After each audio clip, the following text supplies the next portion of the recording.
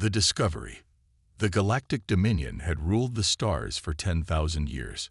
Comprised of 17 advanced species, they had catalogued over 30,000 worlds, established mining operations on countless moons, and brought 1,000 sentient species under their protection, or subjugation, depending on who you asked. Their ships were marvels of engineering, their weapons capable of shattering planets, and their councils filled with beings who measured their lifespans in centuries. Commander Vex Terrell of the Dominion Survey Fleet stood on the bridge of the inevitable conquest, his 4 arms folded behind his back, as he studied the holographic projection of a small blue-green planet rotating slowly before him.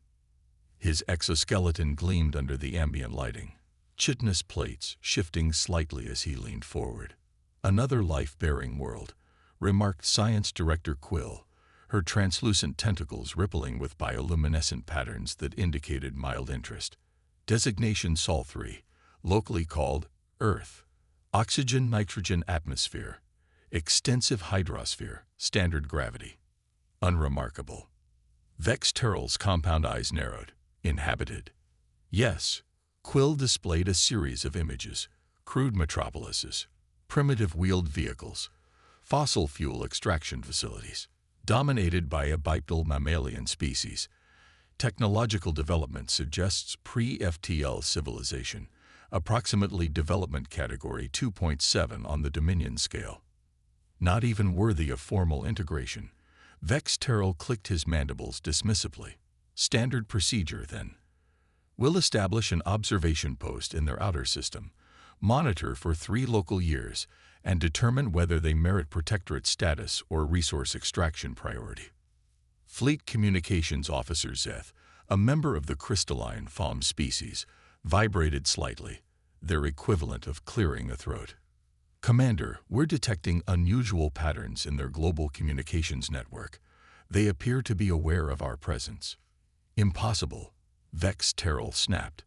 "Our cloaking technology is impenetrable to Category 2 civilizations." Nevertheless, Zeth's crystalline form pulsed with violet light. "They are tracking us. And they're broadcasting a message." "Display it," ordered Vex Terrell, mandibles clicking with irritation. The holographic display shifted to show text in a primitive alphabet alongside an audio transmission. The translation matrix processed it instantly. "Attention, unidentified vessel in high Earth orbit. This is General Marcus Reeves of the United Earth Defense Force. You have entered restricted space without authorization. Please identify yourself and state your intentions. We are prepared to open diplomatic channels." Silence fell across the bridge. The 17 species of the Dominion had a protocol for everything, including first contact with primitive worlds. But primitive worlds weren't supposed to detect Dominion vessels, and they certainly weren't supposed to have unified defense forces. "How?" Vex Terrell began, but was interrupted by a proximity alarm. "Multiple vessels approaching," reported Tactical Officer Draz, his reptilian features showing rare signs of concern. They were hidden somehow. Our sensors didn't detect them until they powered up their engines. "Impossible," Vex Terrell repeated, but with less conviction. The holographic display updated to show 12 spacecraft, accelerating toward them from what should have been empty space. They were angular, utilitarian craft, lacking the elegant curves of Dominion design philosophy, but they were unmistakably warships. "Analysis," demanded Vex Terrell. Science Director Quill's tentacles twisted in confusion. "Primitive materials, primarily titanium alloys and composites. Nuclear fission power sources, chemically propelled projectile weapons, and directed energy weapons. That can't be right. A species at this development stage shouldn't have." "They're hailing us again," interrupted Zeth. The same human voice spoke. "Unidentified vessel, you have 30 seconds to respond before we consider your presence hostile. We have weapons locked on your position." Vex Terrell's exoskeleton creaked as he straightened to his full height. "This is Commander Vex Terrell of the Galactic Dominion Survey Fleet. Your civilization has been catalogued for assessment. Stand down your vessels immediately, or face consequences beyond your comprehension. The response came without hesitation. Commander Vex Terrell, we appreciate your introduction. However, Earth is not available for cataloging or assessment. We invite you to establish diplomatic relations as equals, or to depart our system immediately. Arrogance. Vex Terrell's mandibles clacked violently. Show these primitives the consequences of defying the Dominion. Target their lead vessel with the gravitic disruptor. Minimal power. Will destroy one ship as demonstration. Tactical Officer Draz complied, his clawed fingers dancing across the control interface. Targeting complete. Firing. A pulse of distorted spacetime lanced out from the inevitable conquest, striking the lead human vessel. For a moment, nothing seemed to happen. Then, to the shock of every being on the bridge, the energy simply dissipated around the ship's hull. Impossible, Vex Terrell exclaimed for the third time. They've deployed some form of gravitational shielding, Quill reported, her tentacles whipping in agitation. It's crude but effective. They anticipated our weapons technology. Before Vex Terrell could respond, the human vessels opened fire. Instead of the primitive missiles or projectiles expected from such a civilization, the ships unleashed a barrage of precisely calibrated energy pulses that somehow bypassed the inevitable conquest's own shields. "Hull breach in sections 7 through 12, shouted Draz. They're targeting our propulsion systems with surgical precision. Return fire, full power, ordered Vex Terrell, genuine fear creeping into his voice for the first time in centuries. The Dominion warship's weapon systems came online, but before they could fire, a new contact appeared on their sensors, something massive emerging from behind Earth's moon. By the eternal void, whispered Quill, all scientific detachment gone from her voice. The vessel that revealed itself dwarfed anything in the Dominion's survey fleet. It was an enormous carrier, bristling with weapon emplacements and launch bays. Its hull bore the markings UEDF, DEFIA, and C, and the symbol of Earth, a simple blue and green circle that now seemed like a declaration of intent rather than a mere planetary representation. We're being hailed by the new vessel, Zeth reported, crystal structure vibrating with stress harmonics. A different human appeared on the display. Female, with dark hair pulled back severely from her face, wearing a uniform adorned with symbols of authority. This is Admiral Helena Chen of the United Earth Defense Force Supercarrier Defiance. Your scan of our planet has been interpreted as an act of aggression under Earth Defense Protocol 7A. You will power down your weapons and engines immediately, or we will respond with appropriate force. Vex Terrell stood frozen, his exoskeleton creaking under the sudden stress. The Dominion had encountered thousands of pre-FTL civilizations. None, not one, had ever presented a military threat. It was inconceivable. It was humiliating. Their carrier is launching smaller craft, reported Draz, his scaled skin paling. Hundreds of them. Full retreat, ordered Vex Terrell, his pride shattered. Maximum FTL velocity. We must return to Dominion space immediately. As the inevitable conquest prepared to jump to faster-than-light travel, its sensors recorded one final message from Earth. The people of Earth will always defend our home. We've been preparing for this moment since we first looked to the stars and realized we might not be alone. Return in peace, or don't return at all. The Dominion vessel vanished into hyperspace, leaving behind a primitive world that had just demonstrated it was anything but primitive when it came to defending itself. In the aftermath, Admiral Chen stood on the bridge of the Defiance, watching the alien ship flee. Beside her, General Reeves allowed himself a small smile. "Do you think they'll be back?" Chen asked. "With reinforcements," Reeves nodded. "But now we know their technology, their tactics, and they still have no idea what we're truly capable of." Chen's eyes narrowed as she looked at the tactical display, showing the positions of Earth's other hidden fleets, the hundreds of stealth platforms, the orbital defense grid, the moon base with its massive railguns. Humanity had been preparing for this day for generations, ever since the first confirmed alien visitation in the mid-20th century had been kept secret from the public. "Then we'll be ready," she said firmly. Project Defiance was just the beginning. In the vast emptiness of space, the inevitable conquest raced toward Dominion territory, carrying news that would shake the foundations of the galactic power. For the first time in 10,000 years, the Dominion had encountered a species that refused to be catalogued, assessed, or conquered, a species that had somehow anticipated their coming and prepared accordingly. Humanity had revealed itself to the galaxy, and nothing would ever be the same. The Reckoning. The Grand Council chamber of the Galactic Dominion hummed with agitation.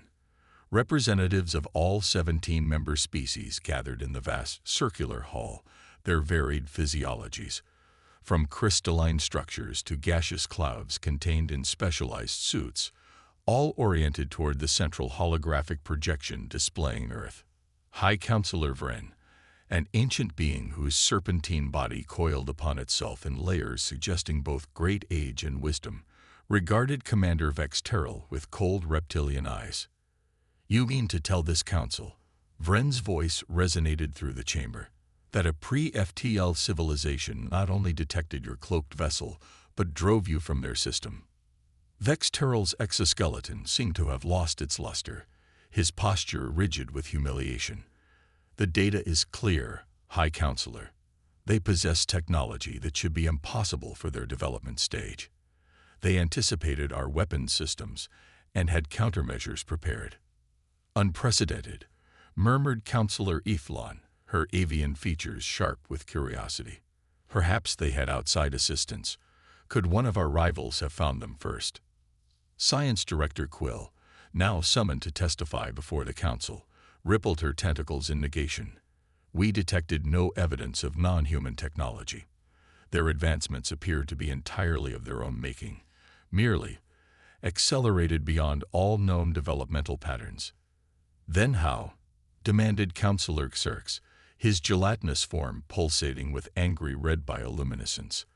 "How does a species barely 2 centuries into their industrial age develop gravitational shielding and energy weapons?" A new voice entered the conversation, smooth, measured, and carrying the weight of military authority. "Because they knew we were coming." All attention turned to Fleet Admiral Corvash, the Dominion's supreme military commander, a member of the same insectoid species as Vex Terrell, but larger, more heavily armored, and bearing the scars of campaigns across hundreds of worlds. "Explain," ordered Vren. Corvash stepped forward, activating a secondary holographic display. "Our analysts have been reviewing all available data on Earth. We believe they have been aware of the existence of extraterrestrial life for at least a century. Their popular culture is saturated with depictions of potential first contact scenarios, many of them hostile." The display showed a rapid succession of human entertainment media, films, television programs, literature, all depicting invasions, alien encounters, interstellar warfare. "They've been expecting us," Corvash continued, "and preparing for the worst-case scenario. While their overall technology remains primitive, they have poured extraordinary resources into specific military applications designed to counter precisely the kind of advantages we possess." Silence fell over the chamber as the implications sank in. The Dominion's entire approach to expansion was predicated on technological superiority. If a species could selectively accelerate development in critical defensive areas, what do they want? Asked Counselor Ethlon. "To be left alone, it seems," replied Corvash, "or at minimum, to engage as equals rather than subjects." High Counselor Vren's scales shifted in a pattern that communicated deep displeasure. "Unacceptable. The Dominion does not negotiate with pre-FTL species, and we do not retreat. Admiral Corvash, you will assemble a proper military force and return to Earth. Show these humans the true might of the Dominion." "As you command," Corvash bowed, his mandibles clicking in anticipation. Admiral Helena Chen stood in the underground command center beneath the Rocky Mountains, studying the massive holographic display of the solar system.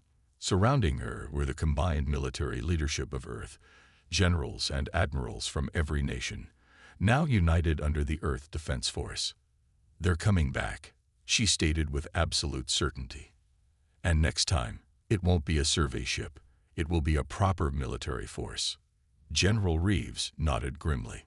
"The question is, how much did they learn about our capabilities during the first encounter?"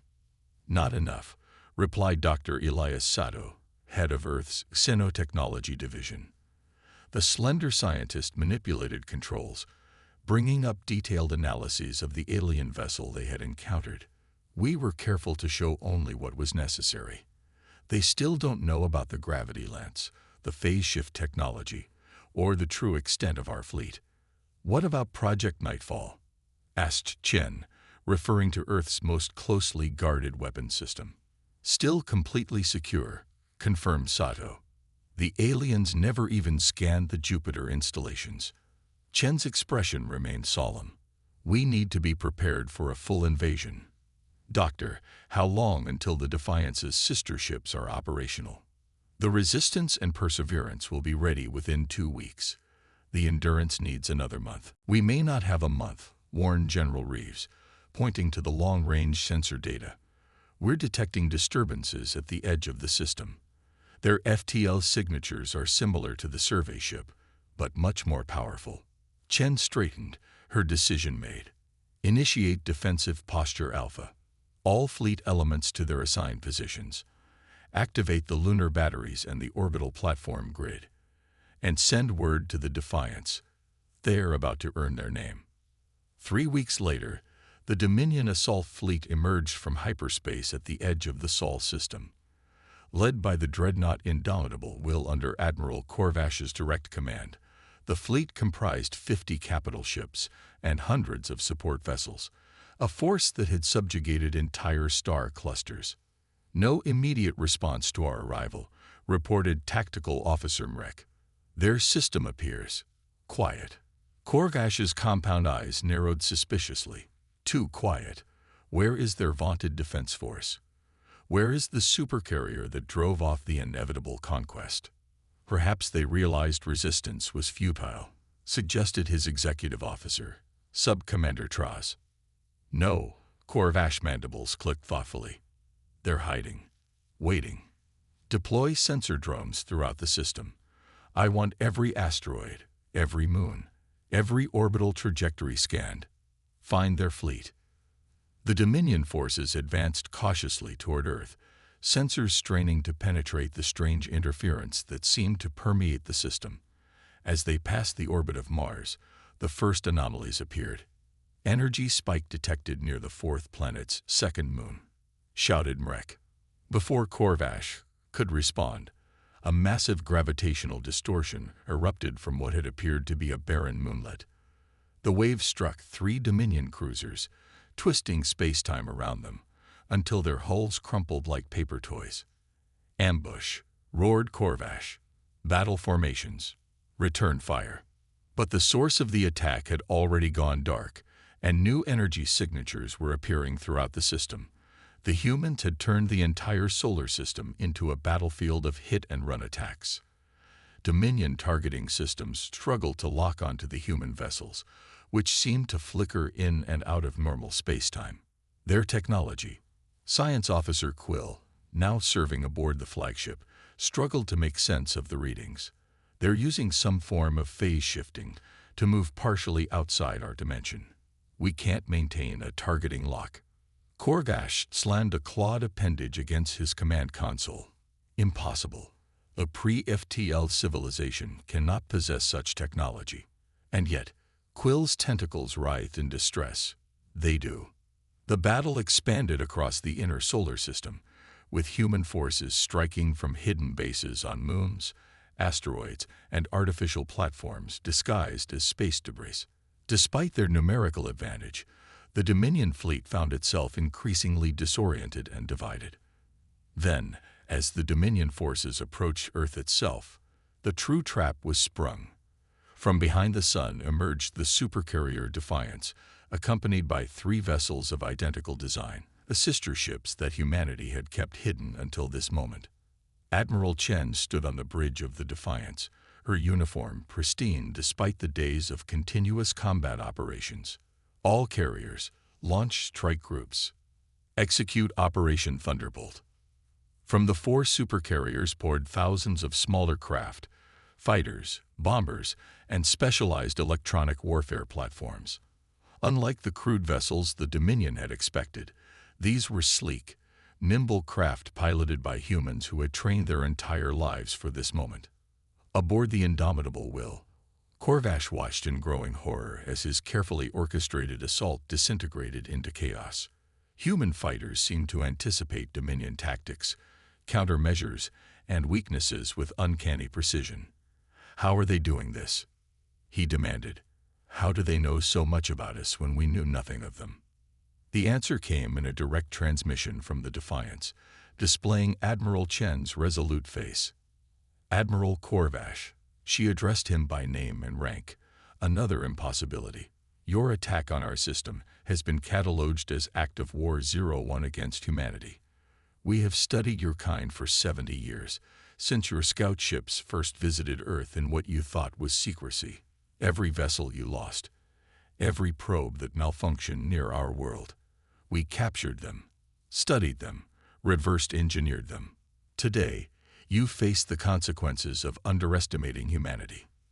As if to punctuate her words, a blinding flash erupted from Jupiter's orbit, a beam of concentrated energy, pure, focused destruction, lanced across space to strike the Dominion's second dreadnought, cutting it in half with surgical precision. "Project Nightfall," Chen explained calmly.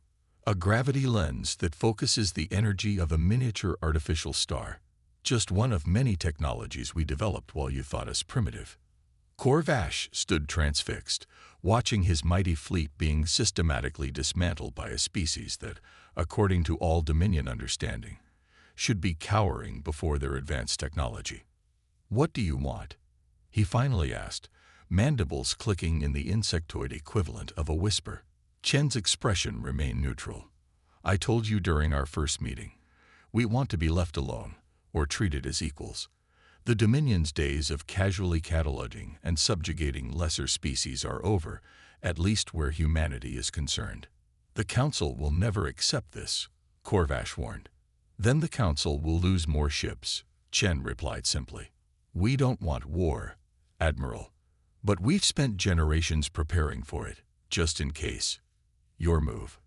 As the remnants of his once proud fleet scattered under continued human assault, Corvash made the most difficult decision of his long military career. "Stand down all weapons," he ordered. "Cease offensive operations." The human attack stopped instantly, with precision that spoke of extraordinary command and control capabilities. "A wise choice," Chen nodded. "Now shall we discuss terms? Not of surrender, but of coexistence." 1 month later, Admiral Chen and Commander Vex Terrell stood in the observation dome of the newly established neutral diplomatic station in Earth orbit. Below them, the blue-green planet continued its serene rotation, oblivious to how close it had come to becoming another entry in the Dominion's catalog of conquered worlds. "Your council was displeased with the treaty?" Chen asked, though she already knew the answer. Vex Terrell's mandibles clicked softly. "The Galactic Dominion has not signed a treaty with a non-member species in 7,000 years. Many counselors consider it a humiliation." "And you?" The insectoid commander turned his compound eyes toward her. "I consider it enlightening. We had become complacent, predictable." Chen smiled slightly, a dangerous thing to be in a universe full of surprises. "Indeed." Vex Terrell gestured toward Earth. "Your people achieved in decades what took other species centuries. You focused your development not on comfort or expansion, but on defense, because you assumed the worst about what you might find among the stars. We hoped for the best," Chen corrected, "but prepared for the worst. An old human saying." "A wise one," Vex Terrell acknowledged. "The Dominion will honor the treaty. Your system remains sovereign, and we will establish formal diplomatic relations. In time, perhaps cultural and technological exchange as well. Chen nodded. That was always our preference. We built the supercarriers and the gravity lance, not because we wanted to use them, but because we feared we might have to. As they stood in contemplative silence, a small fleet of Earth vessels passed the station, heading outward, sleek ships designed for speed and range rather than combat. Your first true interstellar expedition? Vex Terrell inquired. Yes, Chen confirmed. Now that we don't need to focus all our resources on defense, we can return to exploration. After all, that's what we truly wanted from the beginning. The human and the alien watched together as humanity took its first willing steps into the wider galaxy, not as conquerors or the conquered, but as equals among the stars. The secret supercarrier had done its job. It had bought humanity the one thing it needed most: respect. And in the grand chamber of the Dominion Council, a new term entered their lexicon, one that would be applied with caution to any unassuming world they encountered in the future: potential Earth parallel. It was the highest form of warning in their new contact protocols, a reminder that appearances can be deceiving, and that intelligence, determination, and the will to survive could overcome even the most overwhelming technological advantages. Humanity had changed the galaxy forever, simply by refusing to be cataloged.